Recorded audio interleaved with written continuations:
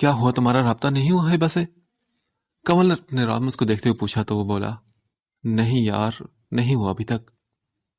وہ دونوں اس وقت لیکچر لے کر آئی تھی۔ تبھی حذیفہ نے آنسو گلے میں اترتے ہوئے کہا، اللہ خیر کرے، پتہ نہیں کیا ہو گیا۔ کمل نے کچھ سوچتے ہوئے رامس کو دیکھ کر پوچھا، رامس، اس دن تمہاری لڑائی تو نہیں ہوئی تھی اس سے نا؟ ارے نہیں کنول، ہم تینوں ایک ساتھ ہی کالج سے نکلے تھے یار۔ انکار میں سر ہلاتے ہوئے واقعی بہت زیادہ پریشان لگ رہا تھا۔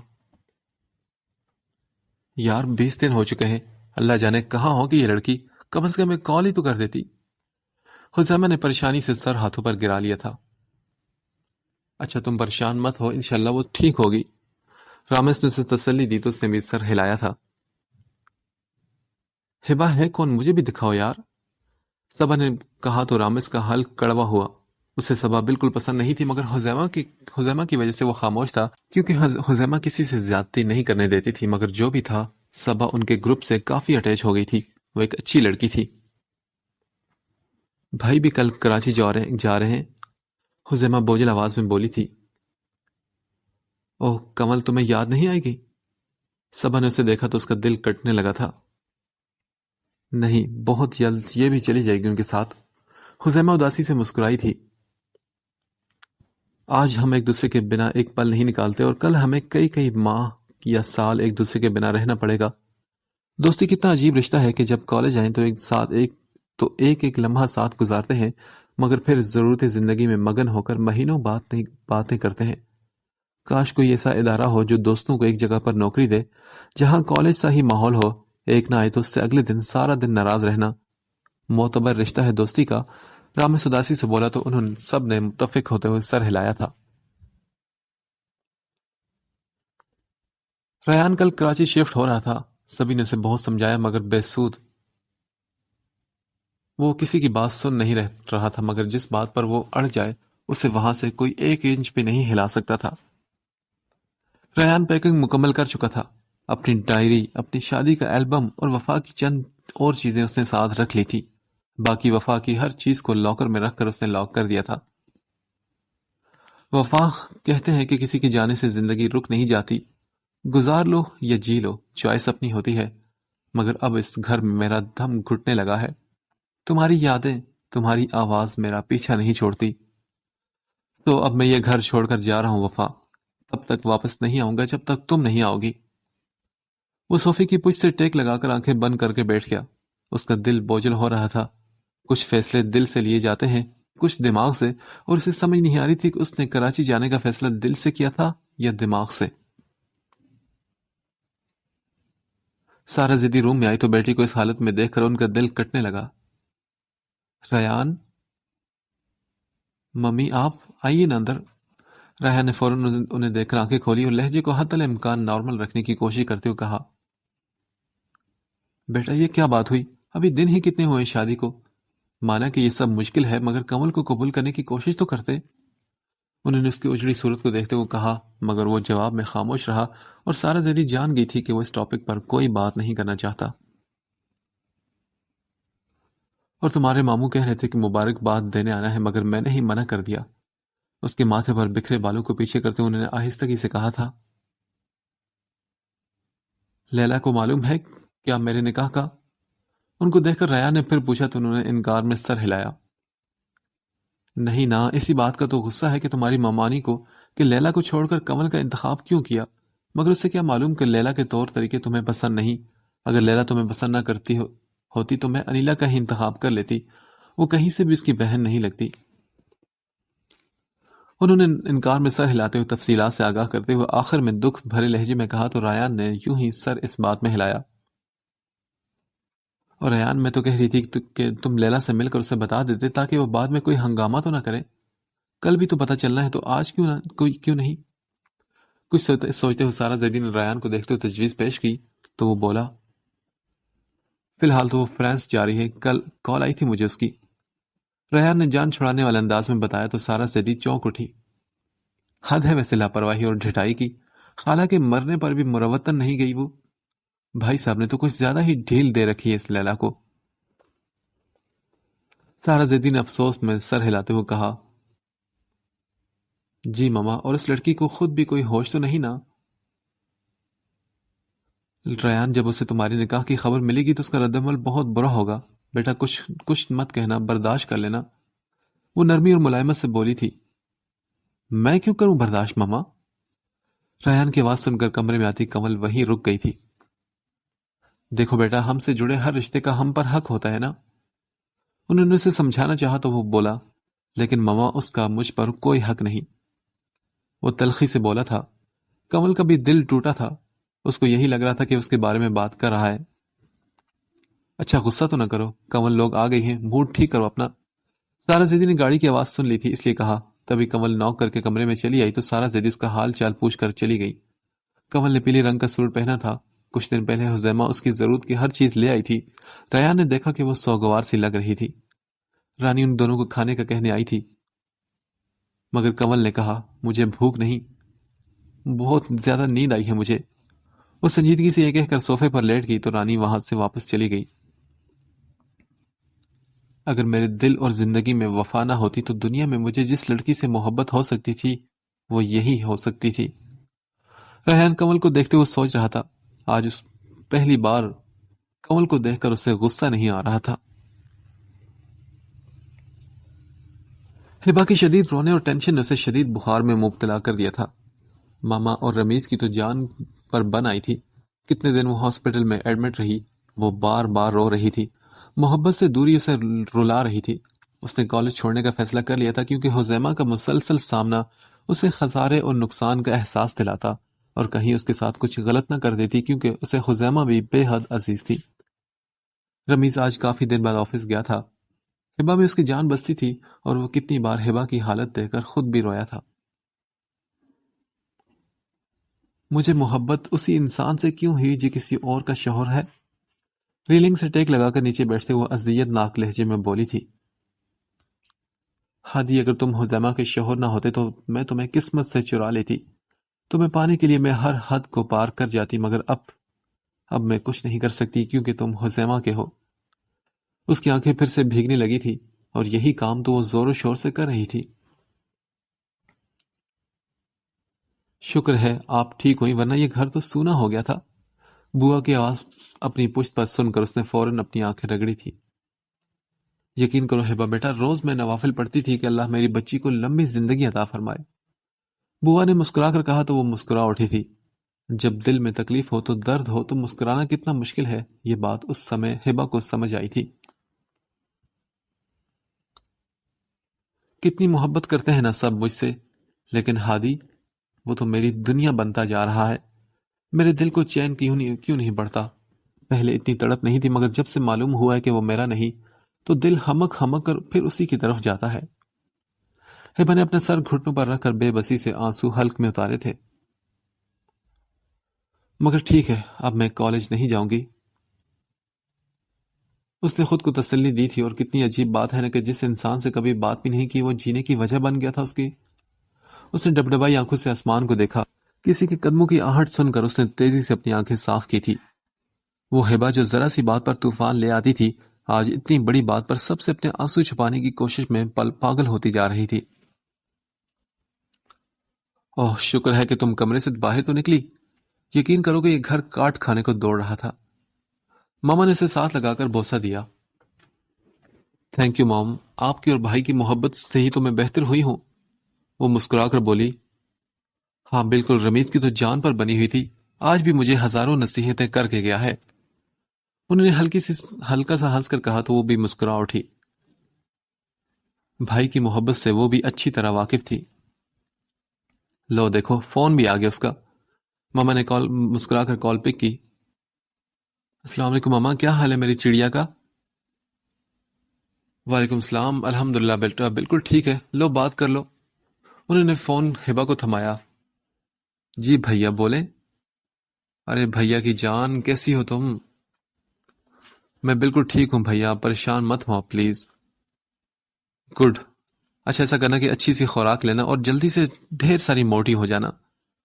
وہ ہنس کر بولا تو ہبا بھی ہنس پڑی اور کہا اوکے بھیا، جیسے آپ کا حکم. بھائی کیوں جا رہے آپ، کیوں سزا دے رہے ہیں اس کو؟ حزیمہ ریان کے پاس بیٹھتی ہوئی درد بھری آواز میں بولی تھی. جس سے محبت ہو اسے چھوڑنا بہت آسان ہوتا ہے بنسبت جس کی عادت ہو۔ اسے گہری سانس لی تھی جیسے اندر کے غبار پر قابو پانا چاہا ہو۔ تو پھر آپ کیوں چھوڑ کر جا رہے ہیں؟ اسے بتائیں نا مجھے۔ اس لیے کہ وہ مجھے اچھی لگنے لگی ہے، آنکھیں مسلتے ہوئے عجیب سے انوکھے انداز میں اس نے کہا تھا۔ بھائی مجھے آپ کی سمجھ نہیں آتی، اب تو آپ کو اسے کبھی بھی نہیں چھوڑنا چاہیے۔ اگر آپ کو وہ اچھی لگنے لگی ہے، اگر اس کی عادت ہو چکی ہے آپ کو تو۔ الجھتی نظروں سے دیکھتے وہ ناسمجھی سے پوچھنے لگی۔ تو ریان بولا، حذیمہ بچے جب کسی کی عادت ہو تو وہ اچھا لگنے لگتا ہے، اور جب کوئی اچھا لگتا ہے تو اس سے محبت ہو جاتی ہے۔ اور حذیمہ میری محبت ہمیشہ شدت اختیار کر جاتی ہے، اور شدت جدائی کی پہلی سیڑھی ہوتی ہے۔ پھر وہی ہجر، وہی درد، وہی آنسو، وہی بے چینی۔ اب میں اتنا کمزور ہو چکا ہوں کہ مجھ میں مزید درد سہنے کی بالکل طاقت نہیں رہی۔ سنجیدگی سے کہتے ہوئے ریان نے پانی کا گلاس اٹھا کر لبوں سے لگا لیا تھا۔ حذیمہ نے پریشانی سے اسے دیکھا اور پھر پوچھا، تو اس سب سے کیا حاصل ہوگا؟ پتہ نہیں، میں خود بھی نہیں جانتا۔ پھر وہ چلا گیا تھا، اور حذیمہ نے دعا کی تھی کہ یا اللہ میرے بھائی کی مشکلات کو آسان کر دے۔ ریحان کی ساری تیاری مکمل تھی، اور اس کے جانے کا سوچ کر کنول کا دل ڈوبا ہی جا رہا تھا۔ وہ چہرہ ہاتھوں پر گرائے روم میں بیٹھی تھی۔ جب ریان بیگ لینے آیا تو دونوں کی نظروں نے ملن سے چرانے تک کا سفر خاموشی سے طے کیا تھا۔ ریان بنا کچھ کہے جانے لگا تو کنول نے اسے آواز دی، سنے؟ ریان کو یقین تھا کہ وہ اسے ضرور بلائے گی، تبھی اس نے کہا، ہاں بولو۔ وہ رکا مگر پلٹا نہیں تھا۔ دیکھیں میں نہیں جانتی کہ میرا اور آپ کا کتنا ساتھ ہے، ہو سکتا ہے کہ ہمارا اگلی بار سامنا ہو تو ہم اجنبی ہوں، مگر میں آپ کو ایک چھوٹا سا گفٹ دینا چاہتی ہوں۔ وہ کتابوں کے پاس سے ایک تحفہ اٹھا لائی تھی۔ لیکن کیوں؟ کس لیے یہ گفٹ؟ ریحان کو اپنا لہجہ سخت بنانا پڑا تھا اس کے لیے۔ میرا یقین کریں سر کہ میرے اپنے پیسوں کا ہے یہ۔ اس نے صفائی دی تو ریحان نے کہا، نہیں میں پھر بھی یہ نہیں لے سکتا۔ دیکھیں اگر آپ لے لیں گے تو مجھے خوشی ہوگی۔ وہ فوراً بولی تھی، اور اس کے انداز میں ایک التجا تھی۔ تبھی ریحان نے ناسمجھی سے پوچھا، اس میں ہے کیا؟ کچھ نہیں، بس ایک پرفیوم اور ایک واچ ہے۔ اس نے بہت سوچ کر یہ دونوں چیزیں لی تھی کہ جب پرفیوم لگائے گا تو اس سے کنول کی خوشبو آئے گی، اور جب گھڑی پہنے گا تو اسے یاد آئے گا کہ کسی کو بھی تھوڑی دیر وقت دینا ہے۔ ریحان نے تحفہ پکڑ لیا اور کہا، شکریہ، آپ اپنا خیال رکھیے گا۔ اس کی آواز میں آنسو کی آمیزش تھی اور تھوڑی سی لرزش بھی تھی۔ انداز ایسا تھا جیسے رخصت نہ کرنا چاہتی ہو۔ ٹھیک ہے، تم بھی اپنا خیال رکھنا، اور ہو سکے تو مجھ جیسے کم ظرف انسان کو معاف کر دینا۔ ریحان نے آہستگی سے کہا تھا، اور پھر وہ جانے لگا، مگر دروازے کے پاس جا کر چند لمحے رکا اور پھر پلٹا۔ اسے معلوم تھا کہ وہ رو رہی ہوگی۔ ریحان کا دل چاہ رہا تھا کہ اسے جا کر سینے سے لگا لے۔ اسے آج وہ بالکل وفا جیسے ہی لگ رہی تھی۔ کون جانتا تھا کہ جب وہ دوبارہ ملیں گے تو حالات کیا ہوں گے؟ یہ فیصلہ تمہارے لیے بھی تکلیف دہ ہے، مگر ساری زندگی سکون لانے والا ہے۔ ریحان نے یہ کہہ کر گہری سانس لی اور چلا گیا، جبکہ وہ اس کے جانے پر رو پڑی تھی۔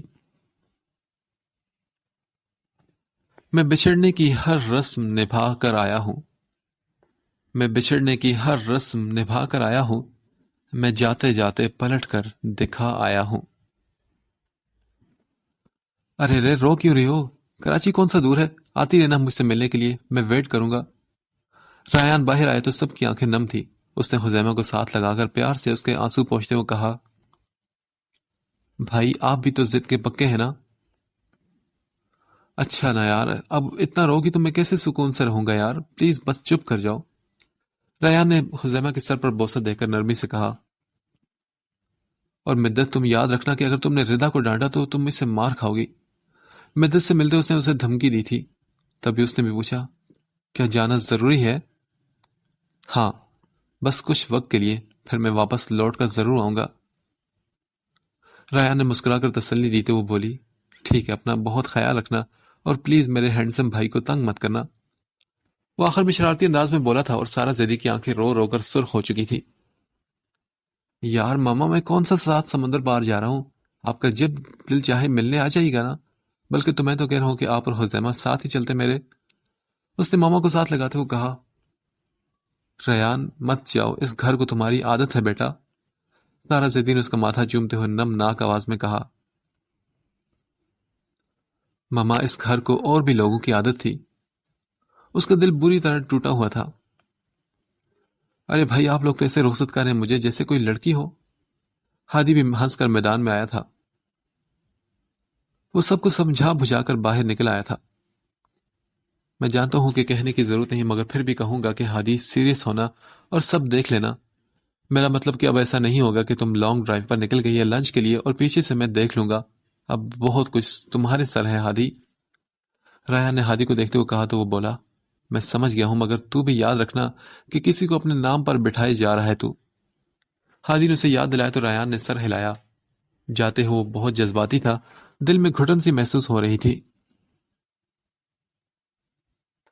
رامس کسی کام سے جا رہا تھا کہ اسے عرصہ سڑک پر چلتی ہوئی دکھائی دی تو اس نے گاڑی ریورس کی اور اسے دیکھ کر حیرانی سے اسے پکارا، عرصہ تم یہاں؟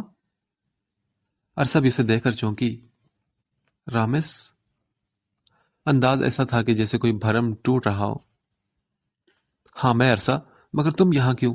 اور وقت دیکھ رہی ہو کیا ہوا ہے؟ رامس ہلکی سی خفقی سے بولا تھا، وہ میں بازار آئی تھی، کچھ کام تھا اور اسد آنے والے ہیں لینے کے لیے۔ وہ اپنا بھرم خود ہی رکھنے لگی تھی اور رامس یہ بات جان گیا تھا۔ چلو آؤ میں تمہیں ڈراپ کر دیتا ہوں۔ رامس نے پیشکش کی تو اس نے فوراً انکار میں سر ہلایا۔ دیکھو عرصہ پلیز، رات کا اندھیرا بڑھتا جا رہا ہے، خدا را بیٹھو میں ڈراپ کر دیتا ہوں نا۔ وہ فکر مندی سے اسے التجا کرنے لگا۔ وہ اس وقت عام سے حلیے میں رامس کو پریشان کر گئی تھی۔ رامس کی ضد کے آگے مجبور ہو کر وہ گاڑی میں جا کر بیٹھ گئی۔ پلیز کہیں سے پانی کی ایک بوتل پکڑنا۔ اس کی بات پر رامس نے گاڑی ایک جگہ روک کر اسے 5,000 کا نوٹ پکڑایا اور اشارہ کیا تو وہ باہر پانی لینے چلی گئی۔ اس کا بیگ رامس نے ٹٹولا تو خالی تھا۔ اسے ایک پل میں ساری کہانی سمجھ آ گئی۔ اس کا دل بری طرح ٹوٹا تھا۔ جلدی سے اپنے والیٹ میں موجود پیسے اس کے بیگ میں رکھے اور موبائل پر لگ گیا۔ عرصہ پانی کی بوتل لے آ کر بیٹھ گئی اور کہا، یہ لو پانی، اور باقی کے پیسے اسے پکڑانے لگی۔ یاد ہے جتنے بھی پیسے ہوتے تھے ہم واپس نہیں لیتے تھے، بلکہ تم دیتے ہی نہیں تھی۔ آج بھی میں تم سے پیسے نہیں لوں گا۔ رامس مسکرا کر بولا تو عرصہ نے کہا، نہیں رامس پلیز۔ دیکھو عرصہ تم بہت خوددار ہو، میں مانتا ہوں، مگر ان پیسوں پر تمہارا حق ہے۔ اگر تم نہیں لوگے گی تو مجھے یہی لگے گا کہ تم آج بھی مجھے اپنا نہیں سمجھتی۔ رامس نے سنجیدگی سے کہا تو عرصہ نے سر ہلا دیا۔ رامس نے پھر اسے اس کے گھر کے باہر ڈراپ کیا تو وہ چاہ کر بھی اسے اندر نہ بلا سکی، اور رامس تو ٹوٹے دلوں کو جوڑنا جانتا تھا۔ عرصہ تم مجھے اندر آنے کا نہیں کہو گی پلیز، کیونکہ مجھے ایک بہت ضروری کام کے لیے جانا ہے۔ وہ اس کا مان اور بھرم خود رکھ گیا تھا۔ تبھی عرصہ نے خوش ہو کر کہا، ٹھیک ہے۔ اسے اپنے سر سے بوجھ اترتا محسوس ہوا۔ رامس چلا گیا تھا۔ وہ کمرے میں گئی تو ماما کی بات یاد آئی کہ رامس بہت اچھا لڑکا تھا۔ یہی سوچا تھا کہ تمہاری اور رامس کی شادی کر دوں، مگر اس نے انکار کر دیا۔ ماما کا جملہ کانوں میں گونجا تو اس نے آنکھیں بند کر کے تھکے ہوئے انداز میں بیڈ سے ٹیک لگا لی۔ ماما کاش میں آپ کو بتا سکتی کہ انکار رامس نے نہیں بلکہ میں نے کیا تھا۔ وہ الگ بات ہے کہ دوست کو موہرا ہی میں نے بنایا۔ اس کی آنکھوں کے گوشے بھیگنے لگے تھے۔ بے دردی سے آنکھیں رگڑ کر اس نے مٹھی میں موجود پیسے بیگ میں رکھنے کے لیے بیگ کھولا تو وہاں اتنے سارے پیسے دیکھ کر چونک اٹھی۔ یہ کہاں سے آ گئے؟ وہ بہت زیادہ حیران تھی۔ اسے معلوم تھا کہ بازار سے واپسی پر اس کے پاس 10 روپے بھی نہیں بچے تھے۔ تبھی اس کے دماغ میں ایک نام چمکا، رامس کا۔ رامس تم نے مجھے پانی کے بہانے بھیج کر پیسے واپس رکھ دی یہاں پر۔ رامس میری دعا ہے کہ خدا تمہیں دنیا کی ہر خوشی سے نوازے، میرے حصے کی سب خوشیاں تمہیں مل جائیں۔ اس نے سچے دل سے رامس کے لیے دعا کی تھی۔ کمل ڈنر کے بعد روم میں آئی تو محسوس کن خاموشی تھی۔ اسے کمرے سے وحشت ہونے لگی۔ ریان کی غیر موجودگی کاٹ کھانے کو دوڑ رہی تھی۔ وہ بیڈ کی طرف بڑھنے لگی تھی کہ اندر سے اسے آواز آئی، نہیں کنول، اس نے تمہیں اجازت نہیں دی بیڈ پر سونے کی۔ اس کے قدم وہیں رک کے اور وہ واپس صوفے کی طرف پلٹی۔ ریان سر نے مجھے چھوڑنے کی پہلی سیڑھی پر قدم رکھ لیا ہے۔ بہت جلد وہ مجھے چھوڑ دیں گے۔ پہلے بھی آنٹی کی وجہ سے مجبور تھے، اور آنٹی کب تک بیٹے کی نہیں سنے گی؟ ایک نہ ایک دن تو ان کی محبت میں مجبور ہو جائیں گی نا وہ۔ صوفے کے ساتھ ٹیک لگا کر قالین پر بیٹھ گئی تھی۔ اس کے دل کے اندر تک اداسی پھیلی تھی، خالی پن سا تھا اس کے دل میں۔ وہ بھلے بولتا نہیں تھا، ڈانٹتا تھا، مگر آنکھوں کے سامنے تو تھا۔ دل کو بھی سکون تھا، کبھی آفس کے کسی بہت اہم کام کے لیے بلا لیتا تھا، مگر اب تو آنکھوں سے دور، اور شاید وہ زندگی سے بھی دور چلا گیا تھا۔ حزیمہ کمرے میں آئی، اس کے پاس آ کر بیٹھی اور آہستگی سے بولی، تم اداس ہونا بھائی کے جانے پر؟ ہاں شاید۔ اس کے لبوں پر پھیکی سی اور اداس سی مسکان تھی۔ تم فکر مت کرو، بھائی کو وہاں جا کر خود کے ساتھ وقت گزارنے کا موقع ملے گا تو ان کو احساس ہوگا کہ تم ان کے لیے کس قدر اہم ہو۔ حزیمہ نے اسے تسلی دی۔ حزیمہ، اہم ہونے کا خیال اکثر وہم کیوں ہوتا ہے؟ وہ عجیب سے انداز میں مسکرا کر پوچھنے لگی۔ کنول، میرا یقین کرو، بھائی تمہیں پسند کرتے ہیں، ان کو بھی تم سے محبت ہو جائے گی بہت جلد۔ اس کے اداس چہرے کو نظروں کے حصار میں لے کر اس کے ہاتھ پر ہاتھ رکھ کر حزیمہ نے اسے تسلی دی، مگر وہ چپ رہی۔ حزیمہ، مجھے معلوم ہے کہ تم خود بھی پریشان ہو، مگر مجھے تسلی دے رہی ہو۔ میری اداس آنکھوں نے سب راز عیاں کر دیے۔ مجھے خود نہیں معلوم ہوا کہ محبت ہوئی کیسے مجھے۔ اب ان کے جانے کے بعد سے ہر چیز ویران اور اداس سی لگ رہی ہے مجھے۔ اچھا کنول میری جان، تم پریشان مت ہو، جو ہی ہمارے ایگزامز ہو جائیں گے ماما تمہیں بھی ان کے پاس بھجوا دیں گی۔ حزیمہ نے اسے گلے لگا کر تسلی دی۔ وہ چاہ کر بھی نہیں بتا سکتی تھی کہ وہ یہاں سے ہر فیصلہ کر کے گیا تھا۔ دوسری جانب ریان گھر پہنچا تو سارا گھر دھلا دھلایا ہوا تھا۔ وہ آج 11 مہینے بعد یہاں آیا تھا۔ کیسا لگا گھر؟ اس نے مسکراتی ہوئی بیوی کو دیکھ کر پوچھا، جو نیا گھر دیکھ کر خوشی سے دیوانی ہو رہی تھی۔ بہت اچھا۔ مجھے لگا تھا کہ ہمارا اسلام آباد والا گھر زیادہ پیارا ہے، مگر یہ تو اس سے بھی زیادہ پیارا ہے۔ کب بنوایا آپ نے؟ وہ خوشی سے کہتے ہوئے کچن کی طرف آئی تھی۔ وفا، تمہیں کراچی پسند تھا نا، اس لیے منگنی والے دن اس گھر کی بنیاد رکھی اور شادی والے دن تک مکمل ہو چکا تھا، اور شادی کے چوتھے دن ہم دونوں یہاں ہیں، دیکھ لو۔ وہ مسکرا کر بتا رہا تھا، اور تبھی وفا نے اسے کہا تھا، تھینک یو سو مچ ریان۔ خوش آمدید وفا، اب اپنی مرضی سے اس گھر کو سجا لو۔ وہ محبت سے اس کے چہرے پر آئے بال پیچھے کرتے ہوئے بولا تو اس نے مسکرا کر سر ہلایا۔ ہاں ریان، اس گھر کا کونا کونا ہم دونوں مل کر اپنے ہاتھوں سے سجائیں گے۔ وہ بچیوں کی سی خوشی سے بولی تھی۔ وہ جب خوش ہوتی تھی تو اس کی آنکھوں سے چمک سی نکلتی محسوس ہوتی تھی، اور ریان اسے محبت پاش نظروں سے دیکھتے ہوئے نظریں جھکانے پر مجبور ہو جاتا تھا۔ تمہاری آنکھوں پر ایک شعر یاد آ رہا ہے مجھے، ریان نے کہا تو اس نے آئی برو چکا کر اسے سوالی انداز میں دیکھا، تو وہ بولا، قیامت خیز آنکھیں ہیں تمہاری، قیامت خیز آنکھیں ہیں تمہاری، تم آخر خواب کس کے دیکھتے ہو؟ وہ محبت سے اس کی آنکھوں میں جھانکتے ہوئے پوچھنے لگا تو وفا نے کہا، ریان زیدی کے خواب۔ ہنس کر کہتے وہ وہاں سے چلی گئی تھی۔ اس دن ریان کے اندر تک سکون اتر گیا تھا، مگر آج وہ سب یاد کر کے اندر تک بے سکونی بھی ہو گئی تھی۔ اس نے آگے پیچھے دیکھا تھا کہ شاید وہ وہاں موجود ہو۔ اس کی آنکھوں میں چبھن سی محسوس ہوئی۔ یہ حادثات نہ سمجھے ابھی کہ پست ہوں میں، شکستہ ہو کے بھی ناقابل شکست ہوں میں۔ ہبا، تم کالج جوائن کر لو، ویسے میں نے کال کر کے بتا دیا تھا ان کو۔ رمیز اسے یوں ہی بیٹھا دیکھا تو نرمی سے کہا، مگر ہبا کے دل کو کچھ ہوا تھا۔ بھائی، میں اب نہیں جانا چاہتی، میں اگلے سال جانا چاہتی ہوں کالج۔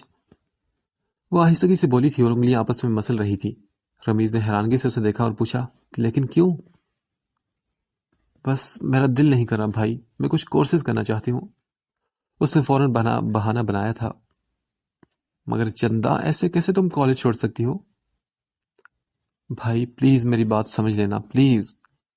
وہ اس سے التجا کرتے ہوئے بولی تو رمیز نے کہا، اوکے، جیسے تمہاری مرضی۔ وہ مسکرا اٹھا تھا تو وہ بھی سر ہلا کر مسکرا دی، اور رمیز کے جاتے ہی وہ رو پڑی تھی۔ یہ وہ واحد کام تھا جو آج کل وہ سب سے زیادہ کر رہی تھی۔ وہ لوگ کینٹین میں بیٹھی تھی جب رامز بھاگتا ہوا آیا۔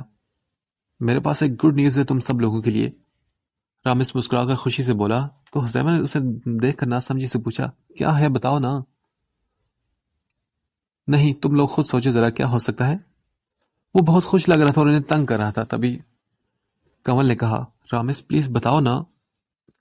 نہیں، پہلے تم دونوں مجھے ٹریٹ دو، پھر بتاؤں گا۔ اوکے، بھاڑ میں جاؤ تمہیں، ہمیں نہیں سننی کوئی بھی نیوز۔ حزیمہ نے تب کر دانت پیستے ہوئے کہا، یار نہیں، آج رامز کافی دن بعد خوش ہے تو یقیناً بہت اچھی خبر ہوگی، میں ٹریٹ دوں گی، بتاؤ۔ صبا نے کہا تو رامز نے ایک چٹ آگے کی۔ اب اس میں کیا لکھا ہے؟ حزیمہ نے ناسمجھی سے دیکھا جس کا چہرہ خوشی سے دمک رہا تھا۔ ارے بے وقوفی کی سردار، ہبا کے گھر کا نمبر مل گیا ہے۔ یہ نمبر اس کا اپنا نہیں بلکہ بھائی کا نمبر ہے۔ رامز خوشی سے بولا تھا تو تینوں نے ایک دوسرے کو دیکھا اور پھر خوشی سے سب نے مل کر چیخ ماری۔ دو مجھے، میں ابھی کال کرتی ہوں۔ لیکن یہ ملا کہاں سے؟ حزیمہ نے فوراً چٹ چھپٹ کر ڈائل کرتے ہوئے نمبر اس سے پوچھا۔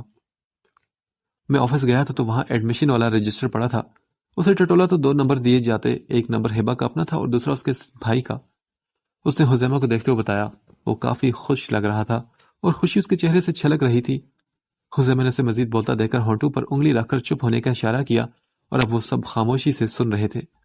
فون کی بیل جا رہی تھی۔ Hello, Rameez Irfan speaking. Call pick ہوتے ہی بے حد سنجیدگی اور مصروف سے انداز میں کہا گیا تو حزیمہ کو پل بھر کو عجیب سا لگا۔ اسے جلد بازی نہیں کرنی چاہیے تھی۔ رامز کال کرتا، اس نے کیوں کی؟ ہیلو، کون ہے؟ خاموشی محسوس کر کے رمیز نے موبائل کو کوف سے گھورا تو حزیمہ نے فوراً خود کو کمپوز کیا اور کہا، السلام علیکم، میں ہبا کی دوست بات کر رہی ہوں، حزیمہ۔ اس نے ہکلاہٹ کا شکار ہوتے آہستگی سے بتایا اور لیپ ٹاپ پر چلتا رمیز کا ہاتھ پل بھر کو رکا تھا۔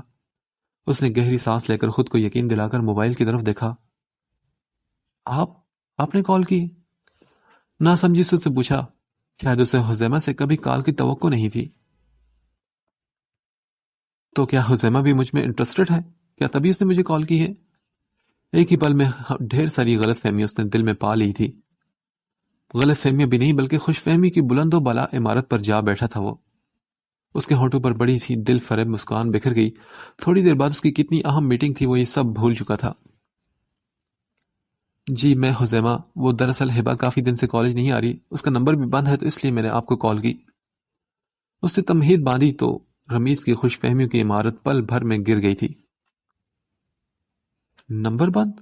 نہیں تو اس کا نمبر تو نہیں بند۔ اسے حیرت ہوئی تھی حزیمہ کی بات سن کر۔ جی اس کا نمبر بند ہے۔ بائی دا وے وہ کالج کیوں نہیں آ رہی؟ سب خیری تو ہے نا؟ ہاں دراصل وہ کافی بیمار رہی، پچھلے کافی دن سے ہاسپٹل میں ایڈمٹ رہی، 3-4 دن پہلے ہی ڈسچارج ہوئی تھی۔ رمیز اسے ساری بات بتائی۔ وہ حیران تھا کہ ہبا نے ان کو کیوں نہیں بتایا۔ اس کا منہ حیرت سے کھلے کا کھلا رہ گیا تھا۔ بیمار؟ لیکن اسے ہوا کیا؟ وہ تو بالکل ٹھیک ٹھاک تھی۔ پریشانی سے کہتے ہوئے حزیمہ کی آواز بلند ہوگی۔ رامز نے آنکھوں کے اشارے سے پوچھا تو اس نے چہرے کے تاثرات سے اسے صبر کرنے کا اشارہ کیا۔ کمل موبائل کے ساتھ کان لگا کر سننے کی ناکام کوشش کر رہی تھی۔